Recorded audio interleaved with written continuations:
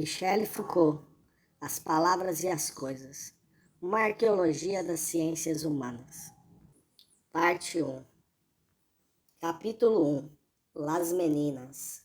1. O pintor está ligeiramente afastado do quadro.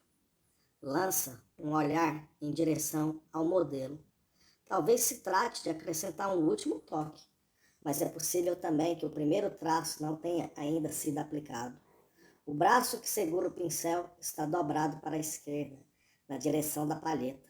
Permanece imóvel por um instante entre a tela e as cores. Essa mão hábil está pendente do olhar, e o olhar, em troca, repousa sobre o gesto suspenso.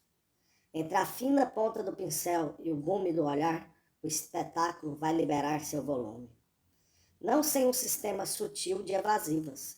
Distanciando-se um pouco, o pintor colocou-se ao lado da obra na qual trabalha. Isso quer dizer que, para o espectador que no momento olha, ele está à direita de seu quadro, o qual ocupa toda a extremidade esquerda.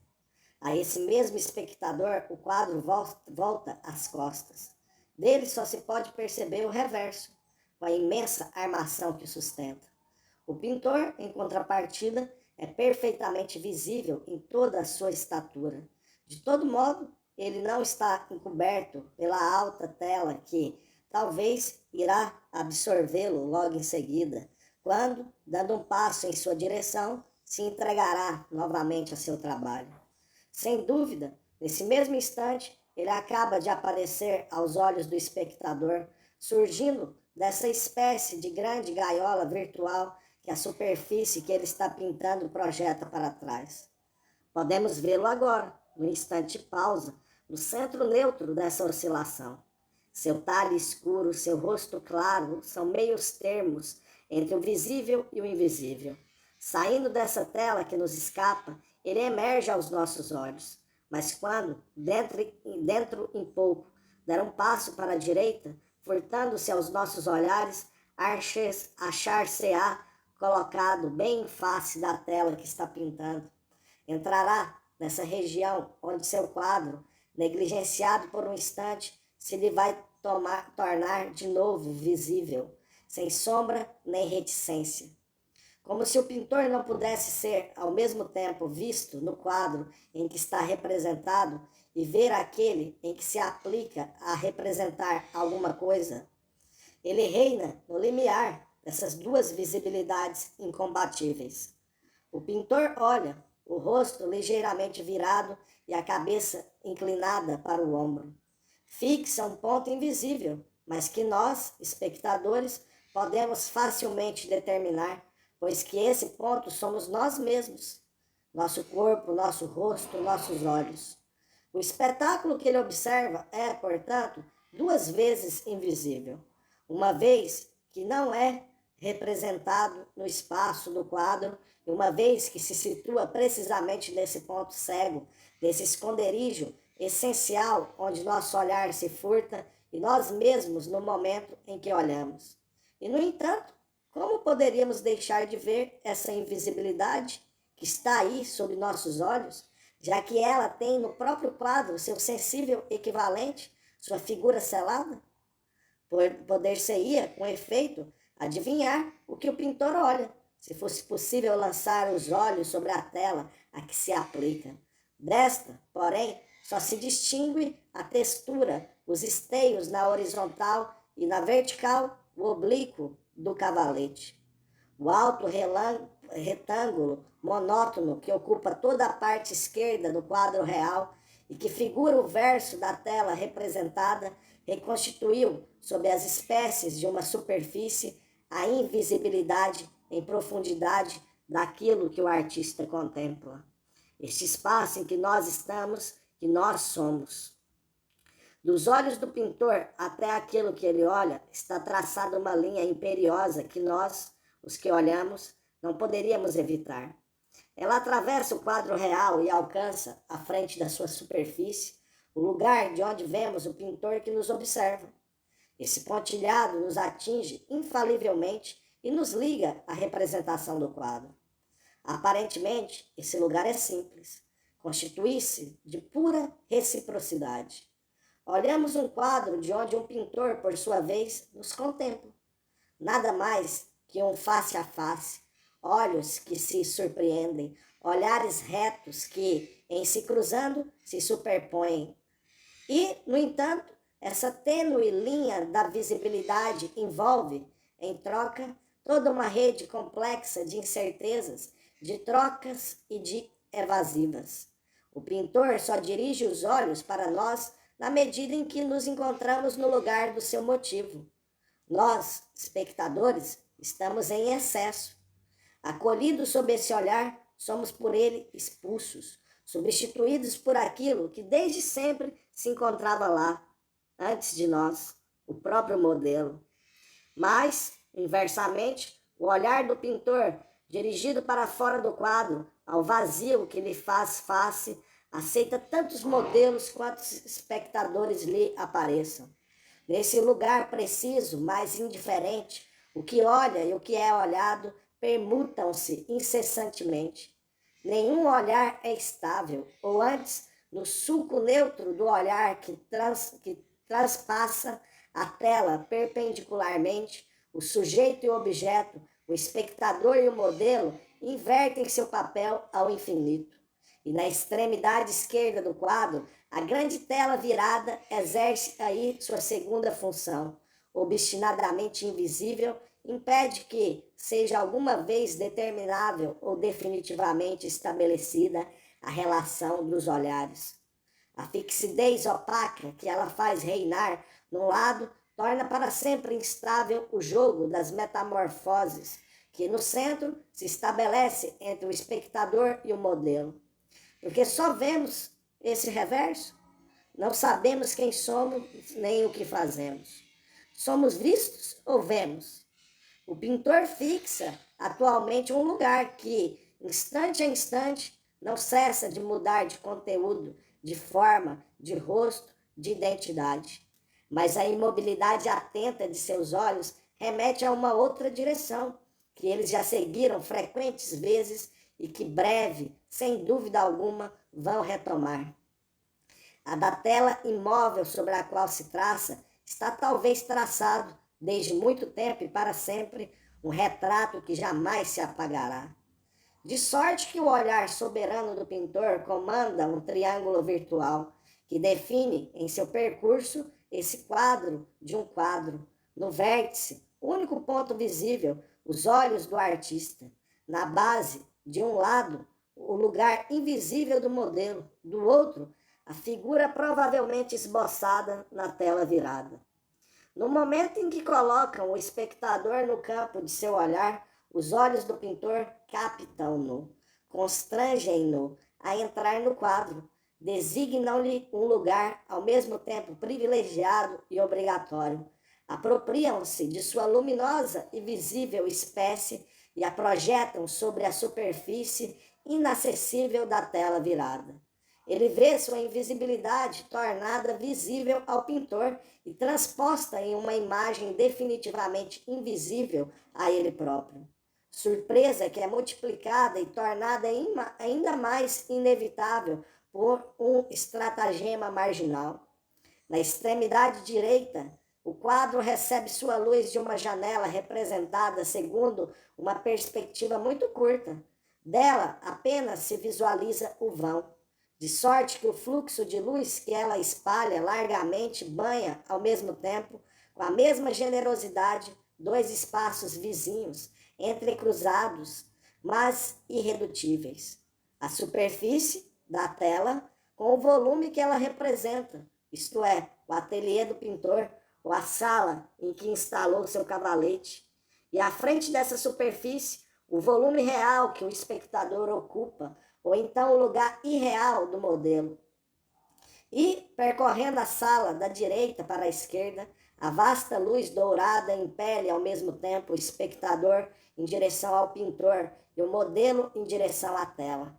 É ela também que, iluminando o pintor, torna-o visível ao espectador e faz brilhar como linhas de ouro aos olhos do modelo, a moldura da tela enigmática, onde sua imagem transposta vai se achar encerrada. Esta janela encantoada, parcial, apenas indicada, libera uma luz inteira e mista que serve de lugar comum à representação. Ela equilibra, na outra extremidade do quadro, a tela invisível. Assim como esta, virando as costas aos espectadores, se redobra contra o quadro que a representa e forma, pela superposição de seu reverso visível sobre a superfície do quadro que a contém, o lugar, para nós, inacessível, onde cintila a imagem por excelência. Assim, a janela, pura abertura, instaura um espaço tão manifesto quanto o outro é oculto, tão comum ao pintor, às personagens, aos modelos, aos espectadores, quanto o outro é solitário. Pois ninguém o olha, nem mesmo o pintor. Da direita, derrama-se por uma janela invisível o puro volume de uma luz que torna visível toda a representação. À esquerda, estende-se a superfície que encobre, do outro lado de sua textura demasiado visível, a representação que ela contém. Inundando a cena, quero dizer, tanto a sala quanto a tela, a sala representada na tela e a sala onde a tela está colocada, a luz envolve as personagens e os espectadores, impelindo-os sob o olhar do pintor em direção ao lugar onde seu pincel os vai representar. Esse lugar, porém, nos é recusado. Olhamo-nos olhados pelo pintor e tornados visíveis aos seus olhos pela mesma luz que nolo faz ver. E no momento em que vamos nos apreender transcritos por sua mão, como num espelho, deste não podemos surpreender mais que o insípido reverso, o outro lado de um reflexo. Ora, exatamente em face dos espectadores, de nós mesmos, sobre a parede que constitui o fundo da sala, o autor representou uma série de quadros. E eis que, entre todas essas telas suspensas, uma dentre elas brilha com um clarão singular. Sua moldura é mais larga, mais sombria que a das outras. Uma fina linha branca, no entanto, a duplica interiormente, difundindo sobre toda a sua superfície uma luz dificilmente determinável, pois não vem de parte alguma senão de um espaço que lhe seria interior. Nessa luz aparecem duas silhuetas e acima delas, um pouco para trás, uma pesada cortina de púrpura. Os outros quadros só dão a ver algumas manchas mais pálidas no limite de uma noite sem profundeza. Esse, ao contrário, abre-se para um espaço em recuo, onde formas reconhecíveis se dispõem numa claridade que só a ele pertence. Entre todos esses elementos destinados a oferecer representações, mas que as contestam, as recusam, as esquivam por sua posição ou sua distância, esse é o único que funciona com toda a honestidade e que dá a ver o que deve mostrar. A despeito de seu distanciamento, a despeito da sombra que o envolve. Mas não é um quadro, é um espelho. Ele oferece, enfim, esse encantamento do duplo, que tantas pinturas afastadas quanto a luz do primeiro plano, com a tela irônica, recusavam. De todas as representações que o quadro representa, ele é a única visível. Mas ninguém o olha. Em pé, ao lado de sua tela, a atenção toda absorvida pelo seu modelo, o pintor não pode ver esse espelho que brilha suavemente atrás dele. As outras personagens do quadro estão, na maioria, voltadas também elas para o que se deve passar à frente, para a clara invisibilidade que margeia a tela, para esse átrio de luz onde seus olhares têm para ver aqueles que os veem, e não para essa cavidade sombria pela qual se fecha o quarto onde estão representadas.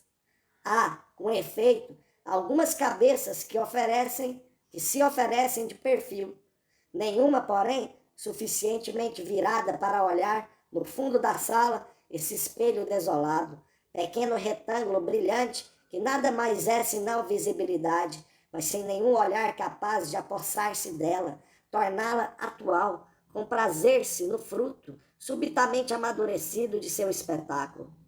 É preciso reconhecer que essa diferença só se iguala à do espelho. Com efeito, este nada reflete daquilo que se encontra no mesmo espaço que ele. Nem o pintor, que lhe volta as costas, nem as personagens do centro da sala. Em sua clara profundidade, não é o visível que ele fita.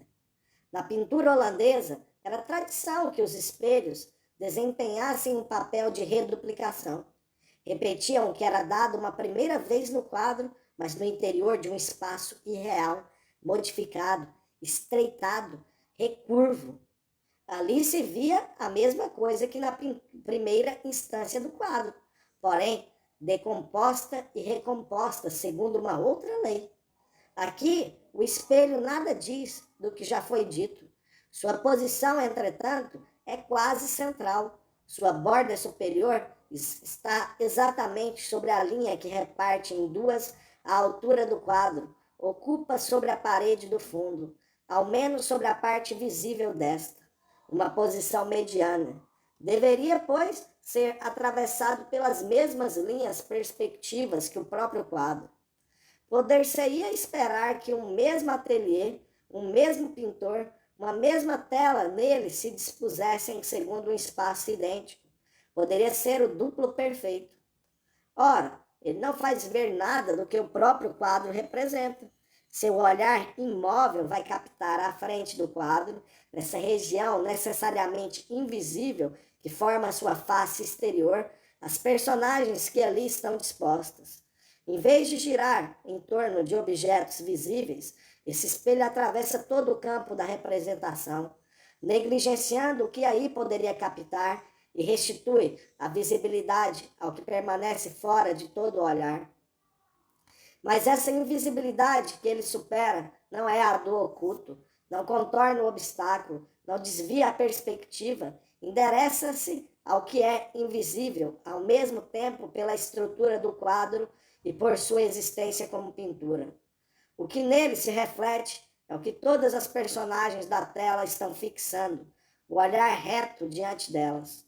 É, pois, o que se poderia ver se a tela se prolongasse para a frente, indo mais para baixo até envolver as personagens que servem de modelos ao pintor.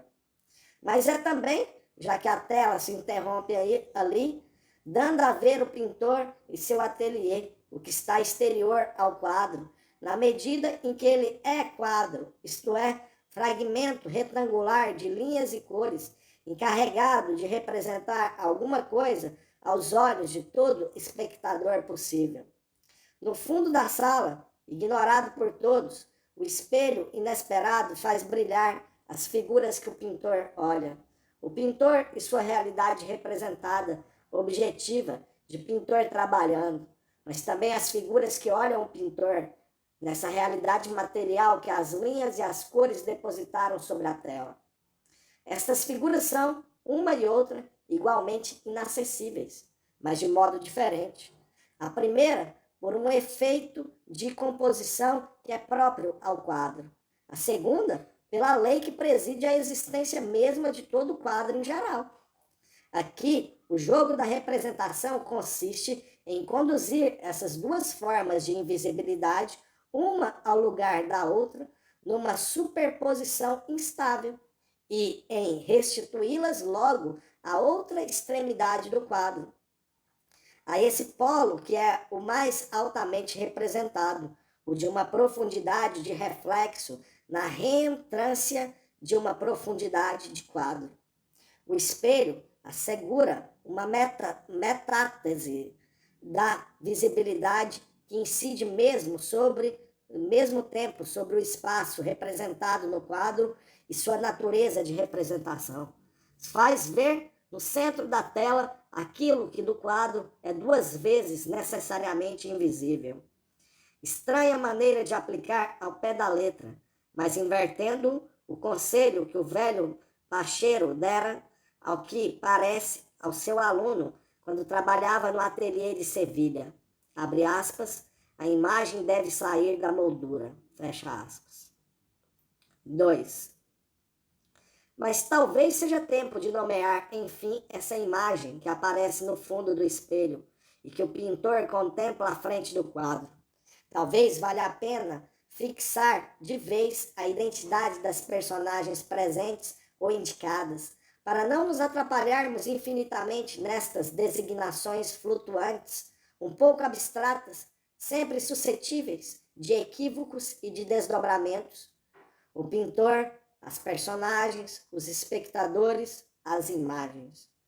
Em vez de prosseguir sem fim numa linguagem fatalmente inadequada ao visível, bastaria dizer que Velázquez compôs um quadro, que nesse quadro ele se representou a si mesmo no seu ateliê ou no salão do Escorial, a pintar duas personagens que a infanta Margarida vem contemplar, rodeada de aias, de damas de honra, de cortesãos e de anões, que a esse grupo pode-se muito precisamente atribuir nomes. A tradição reconhece aqui Dona Maria Augustina Sarmiente, Ali Nieto, no primeiro plano, Nicolaso Pertusato, bufão italiano. Bastaria acrescentar que as duas personagens, que servem de modelo ao pintor, não são visíveis, ao menos diretamente, mas que podemos distingui-las no espelho, que se trata, sem dúvida, do rei Felipe IV e de sua esposa Mariana. Esses nomes próprios constituiriam indícios úteis, evitariam designações ambíguas. Eles nos diriam, em todo caso, o que o pintor olha e, com ele, a maioria das personagens do quadro. Mas a relação da linguagem com a pintura é uma relação infinita. Não que a palavra seja imperfeita e esteja em face do visível, no déficit, que em vão se esforçaria por recuperar. São irredutíveis uma ao outro. Por mais que se diga o que se vê não se aloja jamais no que se diz.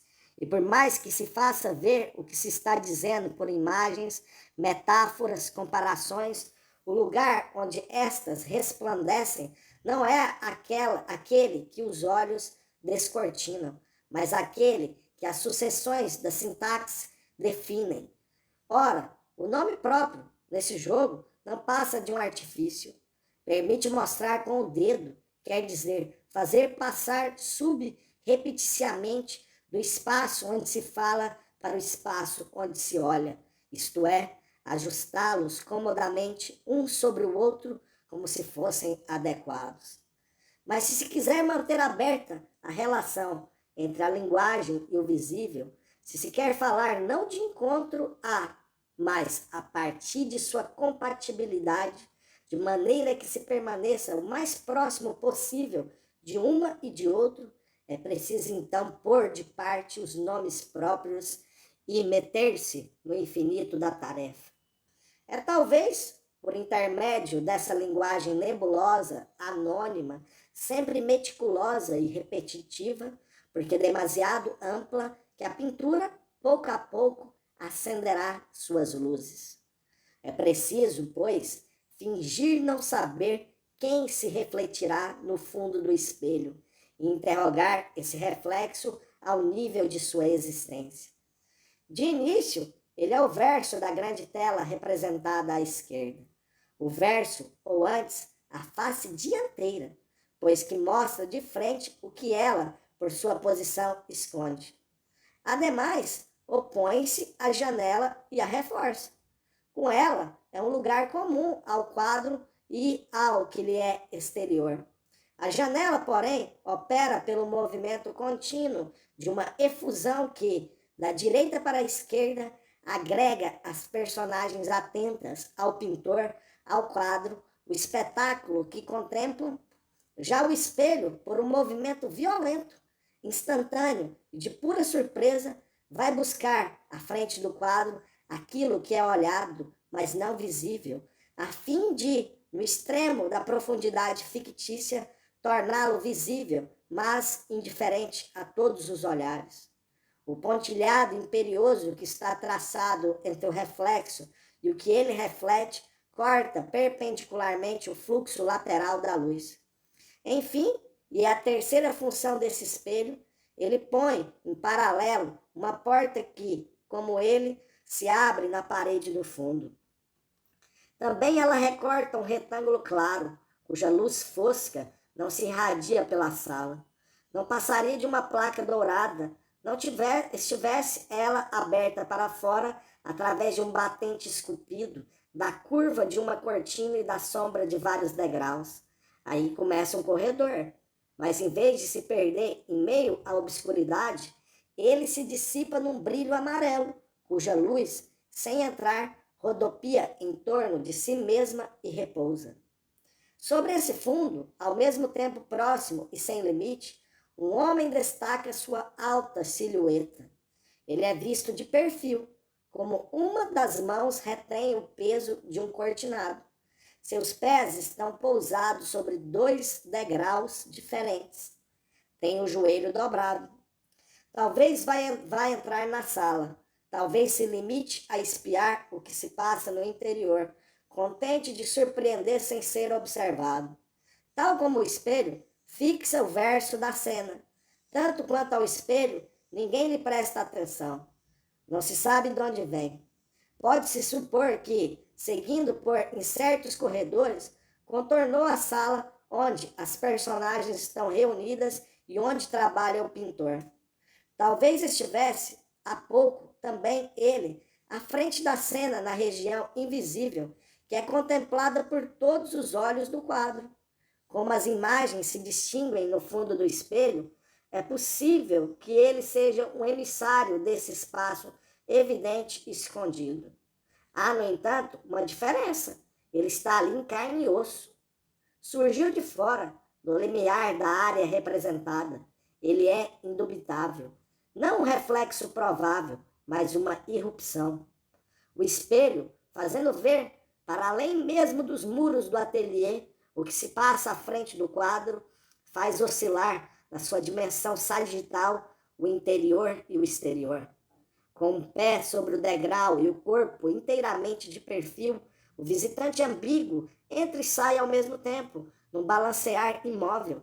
Ele repete, sem sair do lugar, mas na realidade sombria de seu corpo, o movimento instantâneo das imagens que atravessam a sala.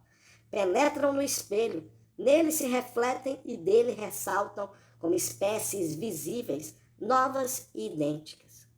Pálidas, minúsculas, essas silhuetas no espelho são recusadas pela alta e sólida estatura do homem que surge no vão da porta. Cumpre, no entanto, retornar do fundo do quadro em direção à frente da cena. É preciso abandonar esse circuito cuja voluta se acaba de percorrer. Partindo do olhar do pintor que, à esquerda, constitui como que um centro deslocado, distingue-se primeiro o reverso da tela. Depois, os quadros expostos, um espelho no centro, a seguir a porta aberta, novos quadros, cuja perspectiva, porém, muito aguda, só deixa ver as molduras em sua densidade. Enfim, a extremidade direita, a janela, ou antes, a fenda por onde se derrama a luz. Essa concha em hélice oferece todo o ciclo da representação. O olhar, a palheta e o pincel, a tela inocente de signos, são os instrumentos materiais da representação. Os quadros, os reflexos, o homem real, a representação acabada, mas como que liberada de seus conteúdos ilusórios ou verdadeiros que lhe são justapostos. Depois, a representação se dilui. Só se veem as molduras e essa luz que, no exterior, banham os quadros, os quais, contudo, devem, em troca, reconstituir a sua própria maneira, como se ela viesse de outro lugar, atravessando suas molduras de madeira escura. E essa luz, vemo-la, com efeito no quadro, parecendo emergir no interstício da moldura. E de lá ela alcança a fronte, as faces, os olhos, o olhar do pintor que segura numa das mãos a palheta e na outra o fino pincel. Assim se fecha a voluta, ou melhor, por essa luz ela se abre. Essa abertura não é mais, como no fundo, uma porta que se abriu, é a própria amplitude do quadro. E os olhares que por ela passam não são de um visitante longínquo. O friso que ocupa o primeiro e o segundo plano do quadro representa, se incluir o pintor, 8 personagens. 5 delas, a cabeça mais ou menos inclinada, virada ou abaixada, olham na direção perpendicular do quadro. O centro do grupo é ocupado pela pequena infanta, com seu amplo vestido cinza e rosa. A princesa vira a cabeça para a direita do quadro, enquanto seu busto e os grandes folhos do vestido pendem ligeiramente para a esquerda. O olhar, porém, dirige-se aprumado na direção do espectador que se acha em face do quadro. Uma linha mediana que dividisse a tela em 2 alas iguais passaria entre os 2 olhos da criança. Seu rosto está a 1/3 da altura total do quadro. De sorte que aí reside, sem dúvida, o tema principal da composição. Aí, o objeto mesmo dessa pintura. Como que para prová-lo e melhor sublinhá-lo, o autor recorreu a uma figura tradicional. Ao lado da personagem principal, colocou outra, ajoelhada, que a olha. Como um ofertante em prece, como o anjo saudando a Virgem, uma governanta de joelhos estende as mãos para a princesa. Seu rosto se recorta no perfil perfeito. Está à altura do da criança. A aia olha para a princesa e só para ela. Um pouco mais à direita, outra dama de honra, voltada também para a infanta, ligeiramente inclinada acima dela, mas com os olhos claramente dirigidos para a frente, lá onde já olham o pintor e a princesa. Enfim, 2 grupos de 2 personagens. Um em recuo, outro composto de anões no primeiro plano. Em cada par, uma personagem olha em frente, a outra à direita ou à esquerda. Por sua posição e por sua proporção, esses 2 grupos se correspondem e se emparelham. Atrás, os cortesãos. A mulher, à esquerda, olha para a direita. À frente, os anões. O rapaz que está na extremidade direita olha para o interior do quadro. Esse conjunto de personagens assim dispostas pode constituir, conforme a atenção que se dê ao quadro ou o centro de referência que se escolha, 2 figuras. Uma seria um grande X. No ponto superior esquerdo estaria o olhar do pintor e à direita o do cortesão. Na ponta inferior do lado esquerdo está o canto da tela representada de costas, mais exatamente o pé do cavalete. Do lado direito, o anão, com o calçado deposto sobre o dorso do cão. No cruzamento dessas 2 linhas, no centro do X, o olhar da infanta. A outra figura seria antes a de uma vasta curva. Suas 2 pontas seriam determinadas pelo pintor à esquerda e pelo cortesão à direita. Extremidades altas e recuadas. O recôncavo, bem mais aproximado, coincidiria com o rosto da princesa e com o olhar que a aia lhe dirige. Essa tênue linha desenha uma concha que, ao mesmo tempo, encerra e libera, no meio do quadro, a localização do espelho. Há, pois, 2 centros que podem organizar o quadro, conforme a atenção do espectador divague e se prenda aqui ou ali. A princesa mantém-se de pé no meio de uma cruz de Santo André, que gira em torno dela com o turbilhão dos cortesãos, damas de honra, animais e bufões.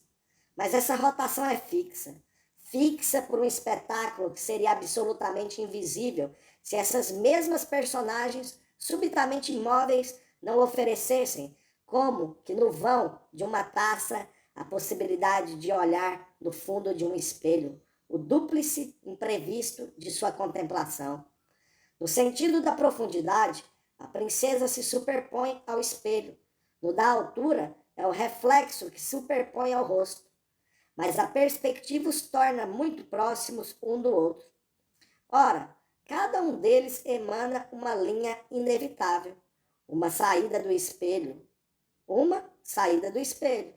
Transpõe toda a espessura representada. E mesmo além dela, já que o espelho perfura a parede do fundo e faz nascer atrás dela um outro espaço. A outra é mais curta. Vem do olhar da criança e só atravessa o primeiro plano. Essas duas linhas sagitais são convergentes, segundo um ângulo muito agudo. E o ponto de seu encontro, saindo da tela, se fixa à frente do quadro, mais ou menos lá de onde o olhamos. Ponto duvidoso, pois que não o vemos. Ponto, porém, inevitável e perfeitamente definido, pois que é prescrito por essas duas figuras mestras e confirmado ainda por outros pontilhados adjacentes que nascem do quadro e que também dele escapam. Que há, enfim, nesse lugar perfeitamente inacessível, por quanto exterior ao quadro, mas prescrito por todas as linhas de sua composição? Que espetáculo é esse? Quem são esses rostos que se refletem primeiro no fundo das pupilas da infanta, depois dos cortesãos e do pintor, e finalmente na claridade longínqua do espelho? Mas a questão logo se desdobra. O rosto que o espelho reflete é igualmente aquele que o contempla. O que todas as personagens do quadro olham são também as personagens a cujos olhos elas são oferecidas como uma cena a contemplar. O quadro, como um todo, olha a cena para a qual ele é, por sua vez, uma cena. Pura reciprocidade que manifesta o espelho que olha e é olhado, e cujos dois momentos são desprendidos nos dois ângulos do quadro. À esquerda, a tela virada, pela qual o ponto exterior se torna puro espetáculo. À direita, o cão estirado, único elemento do quadro que não olha nem se mexe, porque ele, com seus fortes relevos e a luz que brinca em seus pelos sedosos, só é feito para ser um objeto a ser olhado. O primeiro olhar lançado ao quadro nos ensinou de que é constituído esse espetáculo de olhares. São os soberanos. Adivinhamo-los já no olhar respeitoso da assistência, no espanto da criança e dos anões. Reconhecemos-los no fundo do quadro, nas duas pequenas silhuetas que o espelho reflete. Em meio a todos esses rostos atentos, a todos esses corpos ornamentados, eles são a mais pálida, a mais irreal, a mais comprometida de todas as imagens. Um movimento, um pouco de luz, bastariam para fazê-los desvanecer-se. De todas as personagens representadas, elas são também as mais desprezadas, pois ninguém presta atenção a esse reflexo que se esgueira por trás de todo mundo e se introduz silenciosamente por um espaço insuspeitado. Na medida em que são visíveis, são a forma mais frágil e mais distante de toda a realidade. Inversamente, na medida em que, residindo no exterior do quadro, se retiraram para uma invisibilidade essencial, ordenam em torno delas toda a representação. É diante delas que as coisas estão, é para elas que se voltam, é a seus olhos que se mostra a princesa em seu vestido de festa. Da tela virada à infanta e desta ao anão que brinca na extremidade direita, desenha-se uma curva, ou então abre-se o braço inferior do X, para ordenar em relação a eles toda a disposição do quadro e fazer aparecer, assim, o verdadeiro centro da composição, ao qual o olhar da infanta e a imagem do espelho estão finalmente submetidos. Esse centro é simbolicamente soberano na sua particularidade história, já que é ocupado pelo rei Filipe IV e sua esposa. Mas, sobretudo, ele o é pela tríplice função que ocupa em relação ao quadro. Nele vem superpor-se exatamente o olhar do modelo no momento em que é pintado, o do espectador que contempla a cena e o do pintor no momento em que compõe seu quadro. Não o que é representado, mas o que está diante de nós e do qual falamos.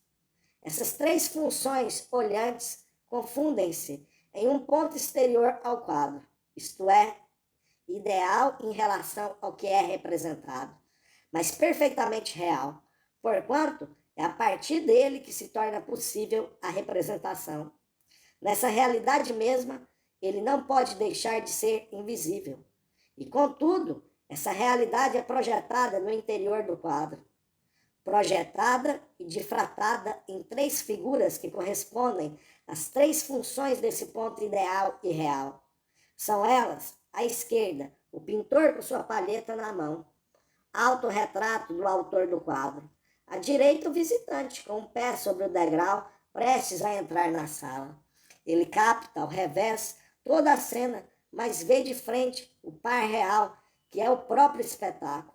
No centro, enfim, o reflexo do rei e da rainha, ornamentados, imóveis, na atitude de pacientes modelos. Tal reflexo mostra ingenuamente e na sombra aquilo que todos olham no primeiro plano. Restitui, como que por encanto, o que falta a cada olhar. Ao do pintor, o modelo que é recopiado no quadro pelo seu duplo representado. Ao do rei, seu retrato que se completa nesse lado da tela que ele não pode distinguir do lugar em que está. Ao do espectador, o centro real da cena, cujo lugar ele assumiu como que por intrusão. Mas talvez essa generosidade do espelho seja simulada. Talvez esconda tanto ou mais do que manifesta. O lugar onde impera o rei com sua esposa é também o do artista e o do espectador. No fundo do espelho deveriam aparecer o rosto anônimo do transeunte e o de Velázquez, pois a função desse reflexo é atrair para o interior do quadro o que lhe é intimamente estranho. O olhar que o organizou e aquele para o qual ele se desdobra. Mas por estarem presentes no quadro, à direita e à esquerda, o artista e o visitante não podem estar alojados no espelho. Do mesmo modo, o rei aparece no fundo do espelho, na medida mesma em que não faz parte do quadro. Na grande voluta que percorria o perímetro do ateliê, desde o olhar do pintor, sua palheta e sua mão suspensa, até os quadros terminados, a representação nascia. Completava-se para se desfazer novamente na luz. O ciclo era perfeito. Em contrapartida, as linhas que atravessam a profundidade do quadro são incompletas. Falta a todas uma parte de seu trajeto. Essa lacuna é devida à ausência do rei, a ausência que é um artifício do pintor. Mas esse artifício recobre e designa um lugar vago que é imediato, o do pintor e do espectador, quando olham ou compõem o quadro. É que nesse quadro, talvez, como em toda representação de que ele é, por assim dizer, a essência manifestada, a invisibilidade profunda do que se vê é solidária com a invisibilidade daquele que vê. Malgrado os espelhos, os reflexos, as imitações, os retratos. Em torno da cena estão depositados os signos e as formas sucessivas da representação. Mas a dupla relação de representação com o modelo e com o soberano, com o autor e com aquele a quem ela é dada em oferenda, essa relação é necessariamente interrompida. Ela jamais pode estar toda presente, ainda quando numa representação que se desse a si própria em espetáculo. Na profundidade que atravessa a tela, que a escava ficticiamente e a projeta para a frente dela própria. Não é possível que a pura felicidade da imagem ofereça alguma vez, em plena luz, o mestre que representa e o soberano representado. Talvez haja, neste quadro de Velázquez, como que a representação da representação clássica e a definição do espaço que ela abre.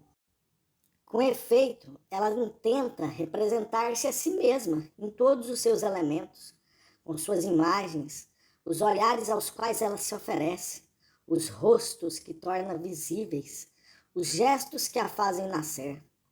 Mas aí, nessa dispersão que ela reúne e exibe em conjunto, por todas as partes, um vazio essencial é imperiosamente indicado. O desaparecimento necessário daquilo que afunda, daquele a quem ela se assemelha, daquele a cujos olhos ela não passa de semelhança. Esse sujeito mesmo, que é o mesmo, foi elidido. E livre, enfim, dessa relação que a acorrentava. A representação pode se dar como pura representação.